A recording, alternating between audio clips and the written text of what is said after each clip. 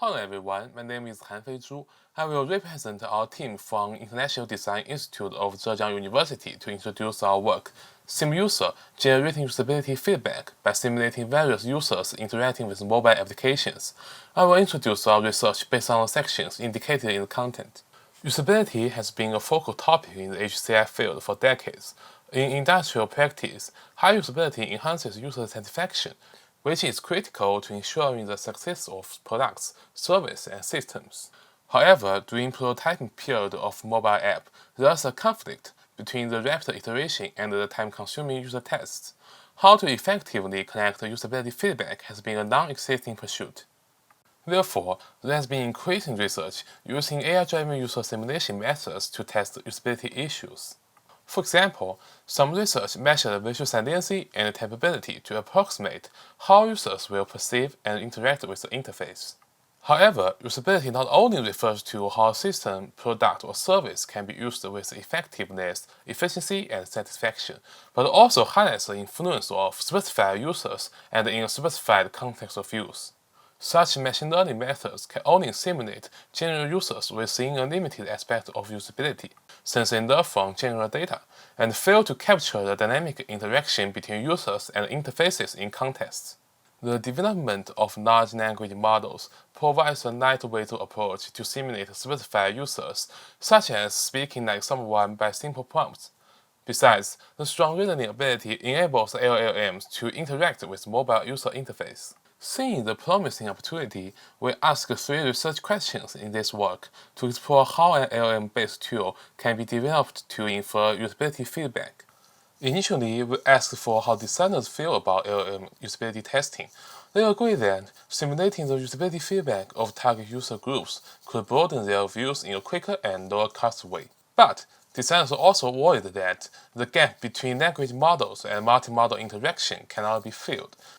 They advised us to feedback from the user's perspective and summarize into heuristic insights. To respond to designers' expectations, we create SimUser, an LLM tool that simulates the specified user, the mobile application, and their interaction in a specified context.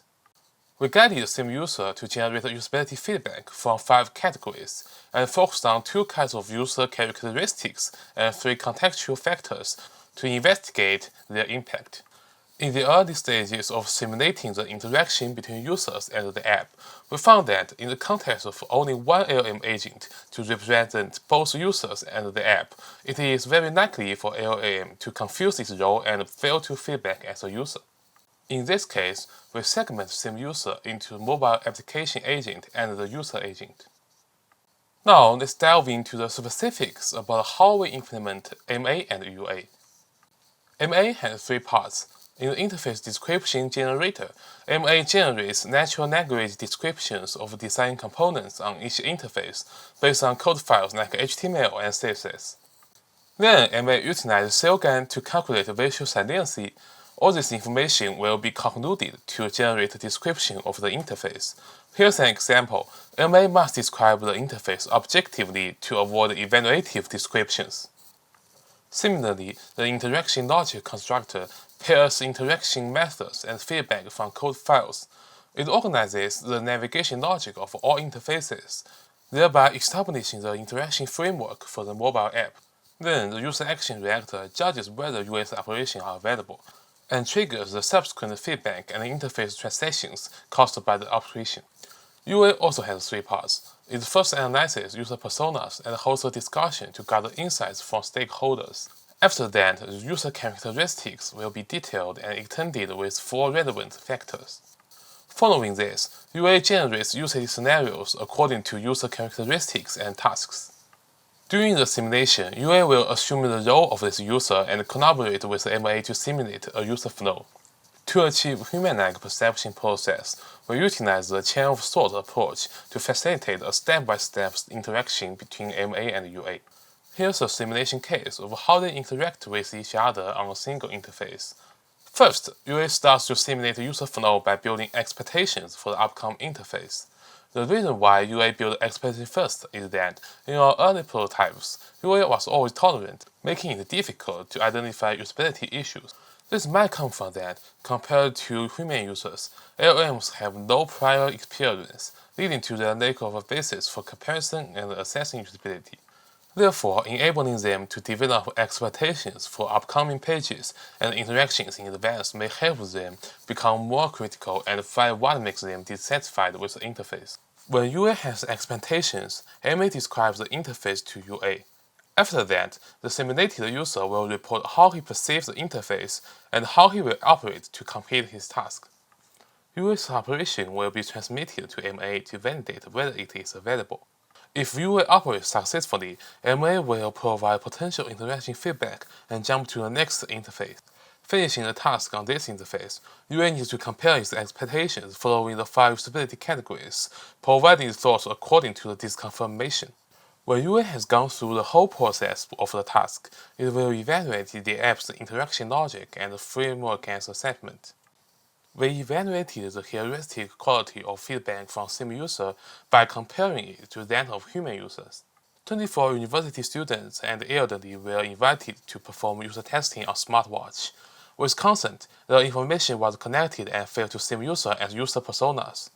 SimUser generated 10 rounds of feedback for both user groups, comparing with 24 human user results. Here's an illustration of our coding approach. We coded the usability feedback under a 7-category deductive framework.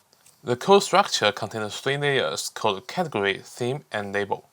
Within each category, we counted the number of every theme across all participants and extracted themes of the same label from SimUser and human users. The coverage was calculated by the following formula. Finally, we collected 2,875 usability labels from human user, and the total coverage of SimUser is around 80%. The table shows the results of 7 categories, 2 prototypes, and 2 user groups. 14 groups of SimUser cover over 80% of human user feedback, and the other 8 groups have coverage of around 70%. However, 6 groups of students' review fell below 60%. Behind the data, we have uncovered something interesting. Surprisingly, SimUser effectively reflects users' ability characteristics, which is particularly obvious for the elderly who have noticeable limitations in their capabilities. Although SimUser reached high coverage in both categories, the influence of task-related characteristics was not found. For impact of contextual factors, SimUser offered more insights on environment and hardware. In contrast, human users rarely account for the environment, even though we instruct participants to imagine themselves in those surrounding scenarios. We presented the generated feedback to another group of designers, and they acknowledged that using SimUser to generate heuristic usability feedback is inspiring and worth trying. In particular, SimUser bridges the gap between researchers and users. For instance, generational gaps make it difficult for researchers and the elderly to communicate, but SimUser creates a seamless bridge overcoming these differences. However, I have to mention that even though LLM agents are capable of generating a variety of outcomes, their hallucinations remain a concern, and designers should treat the results as heuristic inspiration. The LLM agent should serve as an auxiliary tool for discovering user requirements, as it cannot replace human user tests. To conclude, we will answer the research questions. First, in our formative study, we know that designers want quicker and lower cost usability feedback from various users, but worry that LLMs cannot precisely understand the mobile app. Second, to generate usability feedback from the specified user groups in context, we model in users and context in certain characteristics and utilize the 2 LLMs to simulate the interaction. Next, we conducted an empirical study to evaluate how effective and heuristic the LLM-generated usability feedback is. The results indicate that usability feedback generated by LLMs can inspire and enlighten designers, yet there is room for improvement and it cannot replace real user testing. Thanks for watching the video. Feel free to contact me if you have any questions about the work.